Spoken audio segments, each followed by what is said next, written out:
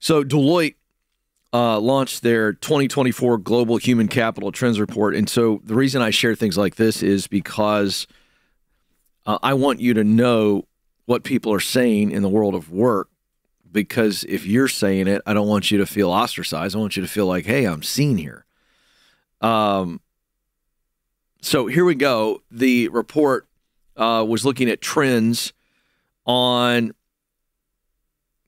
business and human outcomes and organizational success. So you get all that fancy stuff. But human sustainability is the big thing we're going to lock in on. And let me tell you what that means, okay, as it relates to this this study. This is all about greater well-being for people at work, right? Just, are you well at work?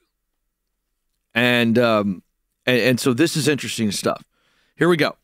By the way, I'm getting used to this, Alex, because while I can see my article fabulously now, as I look at myself, I'm blurry, and I think it's more important that I see the article. But here we go. 89% of executives say their organization is advancing human sustainability. In other words, they are making life better for workers in some capacity. Now, here's where the divide is. Now, watch this, folks. 89% of executives say, hey, we're doing a good job of making the workplace better. Okay? 41% of workers in the study said that's happening. Oof. And then 43% of workers in the study said their company has made them better off than when they started. So in other words, they started at the company sometime in the past, and as a result of working at this company, their life is better off. Now, we got to park here for a second. I mean, this is unbelievable, folks. And I have touched on data like this previously, but it was from a different study. This is fresh. This is a Krispy Kreme hot now sign. This data is as fresh as the Krispy Kremes rolling off the bin, okay? So we still have this gap. Why do we have the gap?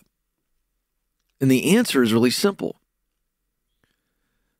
We have a leadership listening deficit. It's that simple. Leaders aren't listening. Why? Why aren't they listening? I'll tell you why. Because they are treating the idea of creating a culture and an environment where my people are thriving as people. In other words, yes, they're winning professionally, but they're also winning personally. We have a healthy culture, therefore we have a healthy team environment, and we have healthy people. But leaders aren't looking at this. When you see data that says 89% of executives say their organization is doing things, creating policies, in other words, creating a culture where their people are thriving, and then only 41% say that's true, we have a listening problem. And the listening problem is actually even simpler than that. It's not that the executives and leaders aren't listening to their team. They're not even talking to them. Because I'm not willing to be so cynical today that I think that if leaders were actually talking to their people and listening to their people, that they would just completely ignore them. Maybe I'm Pollyanna positive. Maybe I'm just not jaded enough. I don't know. I know there's going to be a lot of comments on this. I'll tell you that much. That little assertion right there of Ken, they don't care about us. Okay. I'm not willing to go there yet. So here's what I think it is. I'm gonna say that I believe that leaders just do window dressing and they go, okay, let's put some stuff out there. Let's put more snacks in the room. Let's do some calm rooms. Let's, all the things. And they're not actually sitting with their people going, hey, what's your stress level? What's the source of your stress? How can I help you win in your role? Because here's the key thing, leaders. People don't want a better job. They want a better life. The job is a part of them having a better life. You want people to stay with you. You want people to perform to their optimal level. as the leader, understand that comes with the territory that when you accepted the leadership position, you accepted the responsibility to do your best to help the people you lead win at work so that they have a better life. If you don't like that, that's your prerogative. Get out of leadership. 53% of respondents agree that organizations in the early phases of identifying better ways to measure worker performance and value. Okay, that's trending up. That's good, because I do think what we call working performance, or how you are measured on your work, I think that is going to go under a major change in the world of work in the next couple of years. I think the way that companies, how they monitor or measure your productivity, I think that's going through a change. And I think AI is going to be a big part of that. Okay.